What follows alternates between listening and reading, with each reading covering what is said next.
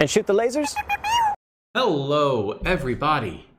I am back again today to talk to you about post-rotation for 2019 specifically, in case you're watching this in the future and you're like, this doesn't make any sense. It's 2019. I'm here to talk to you specifically today about the cards that are leaving and the cards that we are getting in some instances that are all about dealing little bits of extra damage. And those are important because we have a lot of Pokemon, especially the tag team Pokemon, that have 270, 280, 300 HP. And there's not really a lot of attacks out there that do that much damage. So you're going to need either a 2-hit KO or a couple of little tweaks to increase your damage output or to put extra damage counters on those Pokemon. So what we are going to talk about today are a few of those cards that are most common. I am not going to be talking about the Pokemon that allow you to put damage counters on. There's just tons of Pokemon that do that. I'm not getting into that. That's like individual deck building strategy. So many to go into there. I think what I'm going to talk about here are the ones that will make their way into the most decks as like items typically, sometimes supporters, etc. So let's get started. Post-rotation, extra damage. So the first category that we are going to talk about are cards that we're losing. The first couple cards that come to mind are things like Choice Band that was used in basically every deck with the expectation that you're going to go up against something like a Reshiram and Charizard, and you need that little extra bit to get over to 270. Pikarom, I think, was a great example of a deck that in many instances used that Choice Band. So yeah, we're losing Choice Band. Very sad. Another card that we're losing is Poison Barb. I don't think you saw this on as many decks most recently, but you would certainly see it from time to time. Decks would run a Poison Barb, and that was to, hopefully deter people from attacking you or to punish them for making attacks on your Pokemon. And then the third big card that we are losing is Professor Kukui, or Kukui. I don't know how you pronounce these things.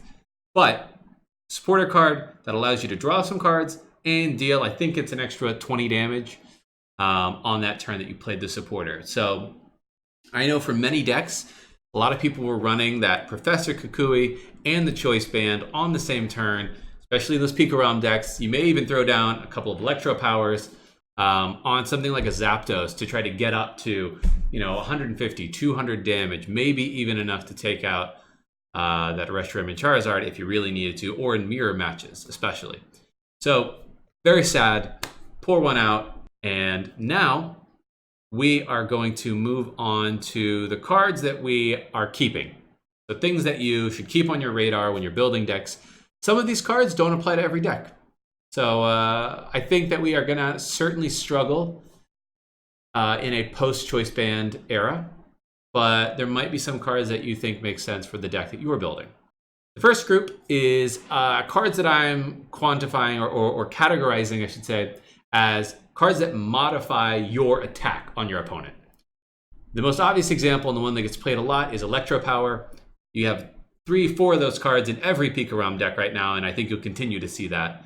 So Electro Power, really big card to look at. Another card that has gotten a lot of play recently is the Hustle Belt, especially in that Spiritomb deck that we saw at NAIC and just before that. I think that Hustle Belt could continue to find some support in very circumstantial decks like that, where you have Pokemon that you expect to get to a low HP. Otherwise, I don't think it makes a lot of sense in most decks, because if your opponent is getting you to that low HP but not KOing you, I think they're setting themselves up for a failure at that point, unless they have some other strategy of killing you. Like, we're not facing Zoroark anymore. The next one that I want to touch on is Beast Energy. I think there's still a variety of really good Ultra Beasts out there. This one adds 30 damage to the attacks of your Ultra Beasts. Yeah, I don't see why you don't throw a couple of these into your Ultra Beast deck if you're running that. Basically, it's pretty straightforward, right? So those are the items that we have available to us still. There's a couple of other cards that help modify your attack, one of which is obviously Incineroar. He has that strong cheer effect, adds 30 to your attacks. Problem with this, obviously, is you've got to build a deck that has the stages of evolution for Incineroar, or has a rare candy. It's like you're adding a decent number of cards to a deck that you may not need an Incineroar otherwise. So feels to me like unless you really need it or it makes sense, this one's going to be a tough sell. But you do have it available. And then the last card is a stadium. It's the Martial Arts Dojo. Think if you are running a fighting deck, especially as more and more stadiums come into play and you have to have your own stadiums to throw down, I think Martial Arts Dojo certainly can see some play in those fighting decks as not only a counter stadium, but just a good stadium option for yourself. So some things to consider.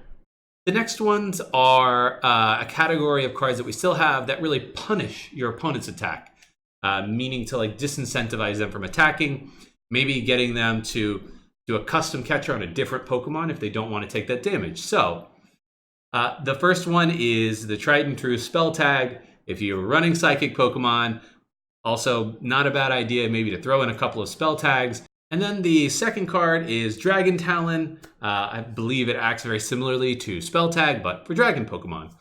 I don't know how big Dragon is going to be in the format moving forward, but if you have Dragon Pokemon, again, it's certainly an option for you.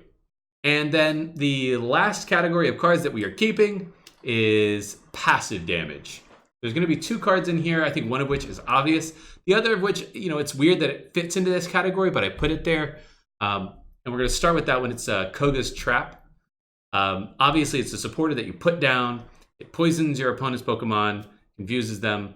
I call it passive damage, though, because it will continue to get poisoned every turn unless he retreats it from the active.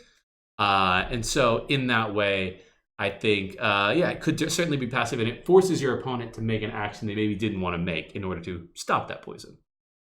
And the second one, the obvious one, is Shrine of Punishment. If you are... What are you doing in my food? No. If you are running a deck that doesn't really rely heavily on GX Pokemon, Shrine of Punishment is a great stadium to have to counter your opponent's stadiums, also to put some damage onto many decks that are likely going to rely on those GXs or tag team GXs. So a great passive damage option that can hopefully get you over the threshold of KOing their big Pokemon. Now, finally, we are at the idea of what are we getting, right? We're losing a few good cards. Are we getting anything else that is going to really help us? I would say, unfortunately, it's not going to be the same. We are getting one card, though. We are getting Giant Bomb. Now, what Giant Bomb does is it basically allows you to put 10 damage counters on your opponent's Pokemon if that opponent does 180 damage to your Pokemon on their turn.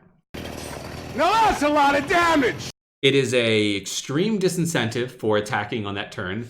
Giant Bomb, I believe, only works for that one turn, though. So you put it on your card, and you say, I don't want you to attack this Pokemon this turn. Hopefully it works, because they're going to take 100 damage if they do attack you. So if they really want those prizes, and if they want to go get them, they can, but it'll really soften whatever that Pokemon is up. So I think it could be really useful to put onto tag team GXs, especially if you don't have other items that you're going to be putting onto those tag teams. I don't know how many you would reasonably put in your deck. And it certainly buys you time, but it doesn't necessarily guarantee that you're doing damage on their Pokemon. So it's okay. I think it could be an interesting card in terms of controlling the board a little bit, but certainly not a choice band. So those are all of the cards that I have put together in terms of this extra damage. No, get your face out of there. This cat. Those are all the cards that I put together for extra damage. Definitely let me know what you think in the comments section. Tell me if I've missed anything super obvious. Again, I didn't cover a lot of the Pokemon except for Incineroar here. There's lots of Pokemon that allow you to do a damage counter here or there, a few damage counters, etc. But many of those are their attacks, and so I'm not really counting that. But yeah, let me know what you think.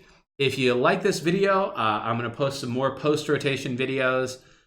You can also find me on Twitch, twitch.tv/Gyroshan. Same name basically here, Instagram, Twitter, everywhere. I'll do more videos like this. I do pack openings. I'll do some gameplay, etc. Yeah, just let me know what you think. And thanks for stopping by. See you later.